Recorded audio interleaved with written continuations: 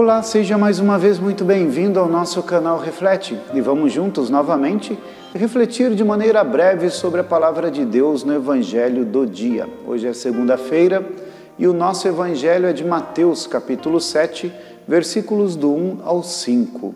E hoje a igreja celebra a memória litúrgica de São Luís Gonzaga. No Evangelho de hoje, nós ouvíamos o Senhor Jesus falando aos seus discípulos e lhes oferecendo uma regra muito prática de vida que certamente haveria de construir relações muito melhores e mais saudáveis em nosso mundo. É fato que Jesus criticava com esse seu discurso as pessoas da sua época, mas certamente é uma crítica que pode ser lançada também nos nossos dias de hoje e que poderia nos ajudar a viver de uma forma muito melhor, como eu dizia, as nossas relações humanas e principalmente poderia nos ensinar a viver de uma maneira muito melhor o amor verdadeiro pelas pessoas. Jesus ensinava neste Evangelho de hoje dizendo: não julgueis e não sereis julgados. E para falar sobre isso, Jesus se utiliza de uma metáfora bastante importante que era a respeito do cisco e da trave, dizendo que muitas vezes as pessoas ficam observando que existe um cisco no olho da outra pessoa, mas não são capazes de enxergar que existe uma trave no seu próprio olho.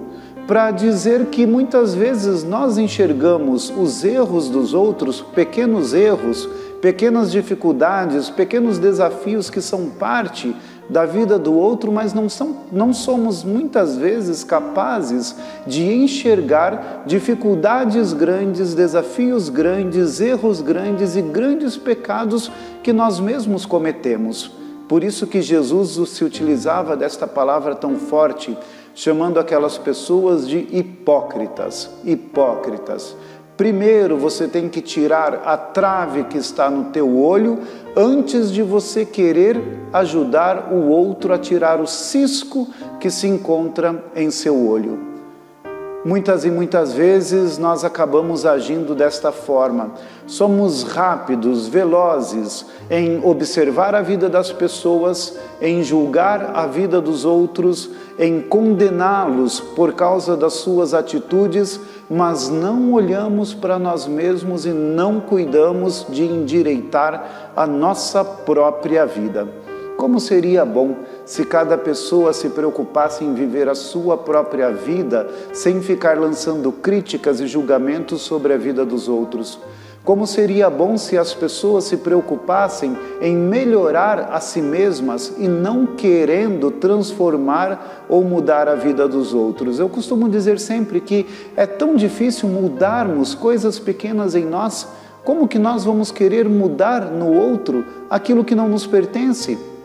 Que é parte de uma vida, de uma história, de uma caminhada da outra pessoa que não nos cabe.